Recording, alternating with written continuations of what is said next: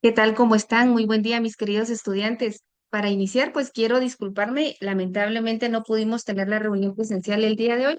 Causas ajenas a todos nosotros, ¿verdad? Como comunidad universitaria debemos permanecer unidos y siempre estar enfocados en todo lo que represente un beneficio y un avance para la comunidad universitaria. Parte administrativa, parte docente y sobre todo ustedes la parte más esencial y fundamental, que son los estudiantes. Pues quienes no me conocen, tengo el gran gusto, de veras me alegra bastante poder compartir con ustedes nuevamente en este curso de Derecho Colectivo del Trabajo, Derecho de Trabajos. Yo soy Nancy Lulia Pérez, voy a ser su docente. En nuestro sistema de enseñanza-aprendizaje es de una forma horizontal, lo que significa, ¿verdad? Que yo no voy a ir al frente de ustedes, sino todos vamos a ir como comunidad caminando a la par, hombro a hombro, como debe ser. En el curso, pues nosotros nos vamos a apoyar de nuestra Constitución Política de la República de Guatemala, que es esencial, y también vamos a utilizar fundamentalmente nuestro Código de Trabajo. Y aquí les hago la primera pregunta. ¿Cuál es el número de decreto de nuestro Código de Trabajo? ¿Qué dicen ustedes? ¿Será el decreto número 1444? ¿O será que es el decreto 344? ¿O es el decreto 314? Aquí les di varios números, pero ustedes analícenlo, piénsenlo y la respuesta la tienen que fundamentar, de preferencia en su cuadernito, ¿verdad? Número de decreto del Código de Trabajo y fundamentamos. Esto nos va a servir más adelante. Como parte de nuestra bibliografía, vamos a estar utilizando fundamentalmente también el libro de lecciones de Derecho Colectivo de Trabajo del licenciado Carlos Sacachot Partes, que es este. De igual manera, yo se los voy a estar mostrando el día de la clase. Si ustedes quisieran adquirirlo, pues con todo gusto me informan para que podamos organizar una reunión y de repente pues también tener una conferencia que nos imparta muy gentilmente el licenciado Carlitos, una eminencia para el derecho laboral. También nos vamos a apoyar del libro de Derecho Laboral 2 del licenciado Rolando Echeverría, que se los voy a hacer llegar a través de PDF. Quienes lo puedan adquirir, excelente, es lo ideal, ¿verdad? Pero si no, pues también nos vamos a apoyar. Ese es el objeto de nuestras clases, podernos apoyar. Nuevamente, soy Nasli Pérez. Soy docente con experiencia ya de 4 años en la universidad, específicamente en el Centro Universitario de Occidente. Soy asesora y también he fungido como revisora de las tesis o los trabajos de graduación de los estudiantes que ya están finalizando con los requisitos establecidos para obtener los títulos de licenciado en ciencias jurídicas, abogado y notario también. También formo parte de las ternas examinadoras de los exámenes técnico-profesionales. Así es de que entre más van avanzando ustedes, menos tiempo nos queda para que en el nombre de Dios podamos encontrarnos en los exámenes técnico-profesionales, los cuales yo sé que van a ser de mucho éxito para cada uno de ustedes. Tengo un programa establecido dentro de las presentaciones o la presentación que ya les compartí a ustedes. Sin embargo, les voy a compartir nuevamente para que podamos trabajar todos en ese mismo sentido. Veamos acá que la tecnología pues no es el fuerte mío. Espero que la logren visualizar excelente. Bueno, nuestra agenda parte también de la presentación docente, que en este caso pues yo ya la he efectuado. Nuevamente es un gusto y un honor para mí poder estar trabajando con ustedes.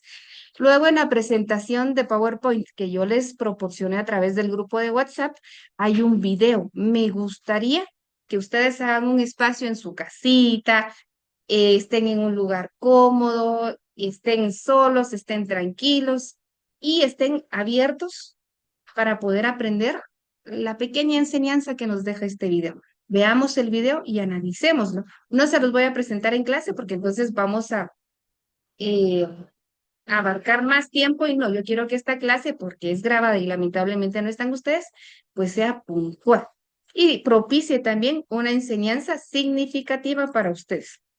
Dentro de la agenda tenemos la presentación del video que cada uno de ustedes va a realizar en su casita.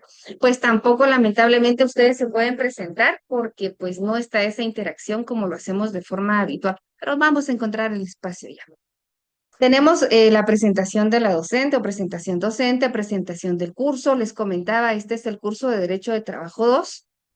Y es bastante indispensable que ustedes ya hayan analizado el programa del curso que también les compartí por medio de WhatsApp. Solo lo voy a ver por acá para poderlo tener a la mano y que ustedes lo puedan ir viendo directamente desde su teléfono y no quitar la presentación para cambiarles el programa. Nuestro programa está estructurado por 6 unidades, cada unidad con contenido temático. Iniciamos la primera unidad, valga la redundancia, con los antecedentes e instituciones del derecho colectivo del trabajo. En esta historia del derecho de trabajo, nosotros también hacemos un poquito de referencia a la historia del derecho individual de trabajo, ¿verdad? Porque es muy estrecha la relación que guarda con el derecho colectivo. Muy bien, en el programa también nosotros podemos encontrar recursos al final como bibliografías o videos para que ustedes puedan buscarlos y puedan reforzar precisamente lo que vamos a platicar dentro de cada una de las clases. Es esencial que ustedes vean el video y que nuestra próxima clase, que espero sea mañana, pues ustedes ya lleven la mente abierta y tengan ya conocimientos previos, pero sobre todo tengan preguntas que realizar para que podamos interactuar. La clase va a ser dinámica, pero no depende únicamente de mí. Yo necesito de su apoyo, un 90% para que caminemos de una muy buena manera. El programa lo pueden analizar ustedes despacito, ¿verdad? Sin embargo, de los videos que aparecen en el programa, adicional, pues yo tengo al final de la presentación otros videos que pueden ser fuente de apoyo para ustedes para ampliar los conocimientos. No nos quedemos con lo que platicamos, investiguemos, por favor. Ahora, hablando de la economía del lenguaje, muchos de ustedes, un 95% me hacía la observación el semestre pasado que las diapositivas estaban muy escuetas. Sin embargo, acá yo vengo a respaldarme. Trabajo las diapositivas con información bastante puntual y esencial para no sobrecargar las diapositivas y confundirlos.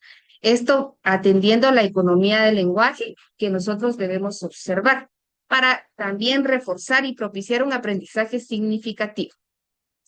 En los recursos que les envié y les compartí a través de WhatsApp van a encontrar una evaluación diagnóstica. Por favor, esta evaluación diagnóstica realícenla a conciencia. No la resuelvan con inteligencia artificial, no hagan trampa para resolver esta evaluación diagnóstica, pues, como su nombre lo indica, el objeto esencial de esta evaluación diagnóstica es saber sobre qué tierra nos estamos parando, ¿verdad? Conocer sus conocimientos y poder determinar primordialmente las áreas que debemos reforzar. Entonces, perdón, ya voy a tener yo un parámetro pues bastante preciso para poder establecer qué estrategias voy a desarrollar dentro de la clase para que el aprendizaje para ustedes sea dinámico, pero también sea esencial, sea óptimo y sea integral. Hay otro recurso que se llama expectativas del curso.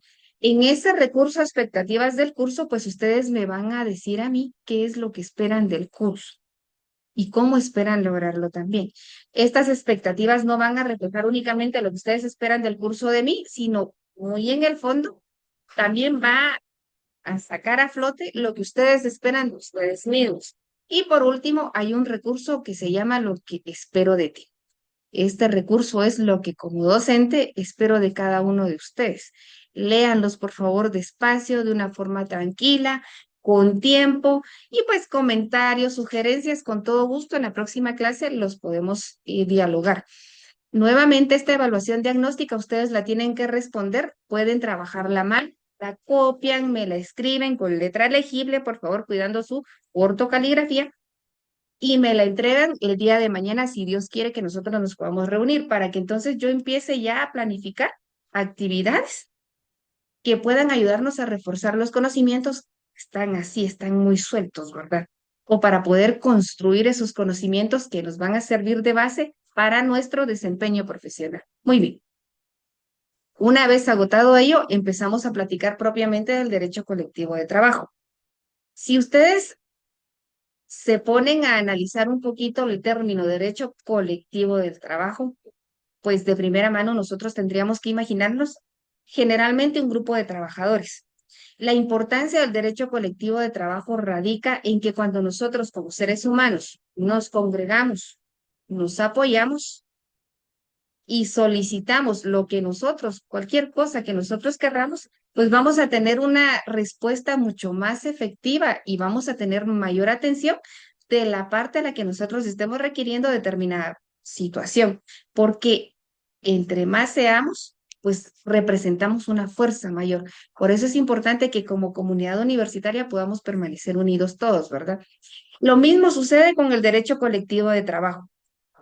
Entre más trabajadores se encuentren agrupados, van a encontrar una respuesta más segura, más fácil y en un menor tiempo que un trabajador que de forma individual esté pidiendo mejora en la relación laboral. Hablemos un poquito de la definición. Manuel Osorio nos define el derecho colectivo del trabajo como el que dentro de la disciplina general del derecho de trabajo regula las relaciones entre patronos y trabajadores, no de un modo individual, sino en atención a los intereses comunes a todos ellos o a los grupos profesionales.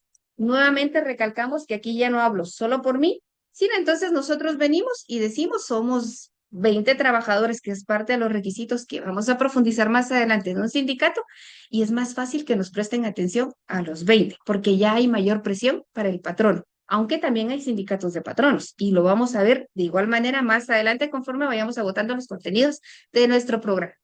Veamos otra definición. Para Guillermo Cabanellas es aquel que teniendo por sujetos, perdón, a sindicatos o núcleos de trabajadores y de patronos, en relación a condiciones de solidaridad provenientes de su condición de prestadores o dadores de trabajo, desarrolla su objetivo en organizaciones grupales. Aquí hay una diferencia indispensable en las dos definiciones, determinando, fijando reglas comunes a las categorías profesionales o actuando en forma conjunta para la defensa de sus derechos e intereses. Si vemos nosotros, ya no habla únicamente de patronos y trabajadores, sino ya establece reglas que van a ser los parámetros que van a regir y a definir esa relación laboral. ¿Cómo se va a propiciar? ¿Cómo se va a dar? Marcar de una forma clara nuestros derechos y nuestras obligaciones como patronos y como trabajadores. Hablemos un poquito del concepto del derecho colectivo de trabajo. Hablamos de definiciones antes, pero ahora hablamos de conceptos. ¿Cuál es la diferencia de una definición y de un concepto? Perfecto. Las definiciones nos nos proporcionan características y nos dan una idea clara y general, una explicación de un término específico. Pero un concepto no. Un concepto ya es una abstracción mental que yo tengo de un término en específico.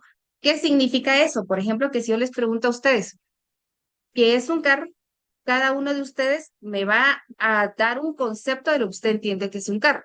Puede ser, por ejemplo, un automóvil de 4 ruedas, un automóvil tipo sedán, un automóvil tipo pick-up, o es un camión, es de color rojo, es de color azul, es negro o es gris, pero eso va a incidir por la abstracción mental que usted tenga del término carro o automóvil.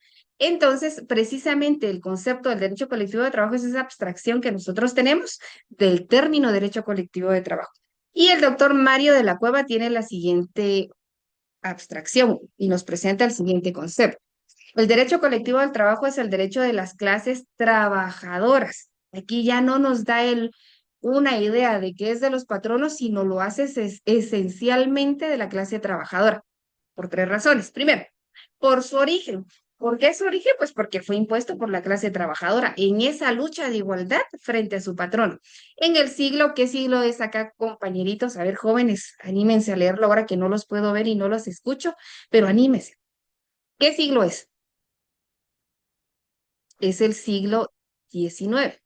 Como resultado de la lucha en contra del capital y sus estados para asegurar la existencia y la acción de las organizaciones sindicales.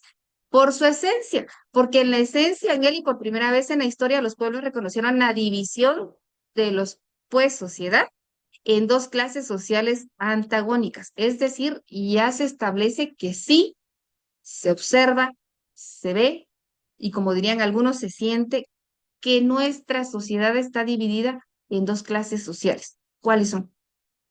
Esto lo vimos también en Introducción al Estudio del Derecho. ¿Cuáles son esas clases antagónicas? Muy bien, por su finalidad, la creación de un derecho regulador justo para las relaciones laborales que atempere la explotación del trabajo por el capital. ¿Recuerdan ustedes también que en introducción al estudio del derecho nos decían que surge en una de las etapas o estadios del desarrollo social la explotación del hombre por el hombre? Pues esto precisamente trata de evitar el derecho colectivo del trabajo, que nosotros seamos explotados por nuestros semejantes. Ahora hablemos un poquito de la historia del derecho colectivo del trabajo. Podemos hablar de varias etapas. La primera, la etapa precolonial. Como podemos observar acá, dentro de Guatemala, hablando específicamente, pues surge con la invasión de los españoles. Unos dicen conquista, otros dicen invasión, cada uno pues puede tener una idea y un parámetro más general y esencial de lo que para usted representó la visita de los españoles a Guatemala. Pero la importancia de que ellos vinieran a Guatemala radica entonces en que no se constituye una relación o un derecho de trabajo como tal en esta época precolonial, sino vinieron los españoles y ¿qué surge ahí? Primeramente, la esclavitud aquí en Guatemala, porque entonces nos esclavizan y ya empiezan a someternos a trabajos pesados en donde nosotros no somos vistos como seres humanos, sino como objetos, como herramientas de trabajo que pueden ser explotadas a gusto del patrón. Entonces, en ese sentido, pues nosotros no éramos vistos nuevamente como seres humanos, incluso los animales pues tenían más cuidado que nosotros porque a ellos sí se les prestaba o se les daba una alimentación y un trato un poco más digno que al de nosotros. ¿Qué pasaba en ese momento con los esclavos? Recuerden que los esclavos, si el dueño del esclavo lo quería matar de hambre, pues lo mataba de hambre, lo mataba a golpes, porque nadie veía a los esclavos como seres humanos. Es una etapa bastante triste en la historia de la humanidad. Luego hablamos de la etapa colonial. En la etapa colonial surgen dos leyes que se pudieron aplicar. Primero, las leyes de las Indias. Y yo les recomiendo que ustedes busquen un poquito más de las leyes de las Indias porque esto viene a reforzar y tiene una relación muy estrecha con el derecho civil. Y por otro lado, surgen los gremios. Hablemos de las leyes de las Indias. Primero, ¿en qué radica la importancia o la relación que tienen las leyes de las Indias con nuestro derecho colectivo del trabajo en sus antecedentes? Pues primero porque a través de esas leyes de las Indias por primera vez se reconocía la necesidad de regular el trabajo y limitar abusos. ¿Qué quería limitar esos abusos? Pues que los esclavos ya no fueran vistos como una herramienta de trabajo, sino como seres humanos, especialmente en la encomienda y en el repartimiento. Vea, ¿qué es la encomienda y cuál era el repartimiento? Siguiente, establecían normas sobre jornadas laborales. Entonces ya existía una jornada en la que se decía, usted trabaja en este tiempo, pero en este tiempo puede descansar. Sobre todo se establece el trato digno, aunque con fines más morales y religiosos que fines laborales. Yo me voy a sentir mejor y voy a estar mejor con el ser supremo en el que yo creo, porque entonces voy a tratar a mis semejantes como un semejante para honrar a Dios, no tanto por el ser humano o por mi semejante, sino por mí, mi tranquilidad y por mi paz. Y luego intentaban proteger a los indígenas como grupo, lo que puede verse como un protorreconocimiento colectivo. Podemos verlo protorreconocimiento colectivo, pero también de cierta forma como que hay un trato discriminatorio, porque es un grupo indígenas por allá y nosotros por acá. Pero viene sí a ser un prototipo de reconocimiento colectivo porque entonces ya son vistos como una agrupación y entonces se empiezan a sentar las bases para un derecho colectivo del trabajo, que son los gremios. Al finalizar las leyes de las Indias, entramos a hablar propiamente de los gremios. Ustedes actualmente escuchan del gremio profesional, del gremio de abogados, el gremio de médicos, el gremio de camioneros. Claro que es un gremio porque son agrupaciones con oficios o con profesiones afines. Y hablemos específicamente en la etapa colonial, pues fueron los precursores del derecho colectivo del trabajo porque demostraron que los trabajadores sí se podían organizar para regular su actividad. Por ejemplo, existía un grupo de zapateros, herreros, panaderos que establecían precios, horarios y materiales para poder proporcionar la misma calidad y tener un trato justo y sobre todo recibir una remuneración justa por lo mismo que estaban trabajando cada persona que se dedicaba al mismo oficio que los demás, ¿verdad? Y defendían los intereses comunes. Lamentablemente, en la actualidad nosotros vemos el gremio de abogados que hay demasiada competencia desleal y no se respeta el arancel notarial. Entonces, pues los gremios venían y actuaban de una forma en que nosotros en la actualidad deberíamos actuar. unirnos, establecer precios, establecer materiales, establecer horarios y establecer calidad. Porque entonces ya quien viene a requerir de nuestros servicios o quien en ese momento requería del servicio que podía proporcionar o el producto que le podía proporcionar, hablemos del zapatero, pues podía encontrar la misma calidad, el mismo precio, pero ya era él quien decidía a quién le iba a comprar o quién le iba a suministrar. Luego platicamos de la etapa independiente. Al quedar sin efecto las leyes de la India, los trabajadores se quedan sin ley. Ya no existía una ley, perdón, puede ser que estuvieran los gremios, pero ya no tenían un sustento legal para poderse respaldar. Y entonces, en el año 1871, a través de la Revolución Liberal, se emite un Código Civil aquí en Guatemala que viene a tratar de regular aspectos laborales de de una forma muy superficial. Luego, en la Revolución Liberal, entra la etapa del Código Civil. Les abrevié acá, pero es etapa del Código Civil. En el Código Civil se contenían las primeras normas de carácter laboral y el artículo 6 especialmente regulaba que no se podía cometer abuso ni presión en la contratación laboral, poniendo fin a la esclavitud. Pero no existían parámetros más específicos y detallados con respecto al derecho laboral y mucho menos al derecho colectivo del trabajo, ¿verdad? Luego hablamos de la etapa del sindicalismo, en donde por primera vez, el 1 de mayo de 1921, se celebra el primer Día del Trabajo, que fue un día de algarabía y celebración para toda la República de Guatemala. Se constituye la primera etapa del sindicalismo con el gobierno de Carlos Herrera y su origen es la miseria y el aislamiento de las clases trabajadoras. Debido especialmente a la explotación de las maquilas por sus trabajadores, pues se ve que definitivamente no existía una jornada como tal, ni un trato digno, y menos un salario digno, ¿verdad? Hablamos luego de la Revolución de 1944, en donde inicia el derecho al trabajo como tal. Ya se separa entonces del derecho civil. En esta etapa se da una efectiva protección a los intereses de la clase trabajadora con un sentido tutelar, compensando de esa manera la desigualdad en las relaciones laborales. Hay un sentido tutelar, ¿por qué? Porque el derecho de trabajo no está de esta manera en la balanza, está así. Se inclina más a favor de la parte trabajadora que del patrono, porque hay una relación de desigualdad por ese poder que tienen los patrones, que la ley viene y trata de compensar. Por eso es un derecho tutelar del trabajo. Luego, la ley provisional. Se crea la primera ley provisional de sindicalización y entonces ya de esa ley de sindicalización pues surge o emerge el Código de Trabajo. Se instituye una reinstalación por primera vez. Si a usted lo despiden y no hay una causa establecida o justificada legalmente, es obligación del patrono reinstalarlo, y esto lo vemos en esta ley provisional. Y se determinó abolir el trato discriminatorio a los sindicatos campesinos. Luego hablamos de la pérdida del Código de Trabajo, pues en el periodo contrarrevolucionario se da la caída del presidente Arbenz y se frustran las transformaciones económicas y sociales que se habían alcanzado. Pero luego de ello, en 1985, con la Constitución también que entra en vigencia, se reforma nuestro Código de Trabajo. ¿Se recuerdan el número de decreto del Código de Trabajo?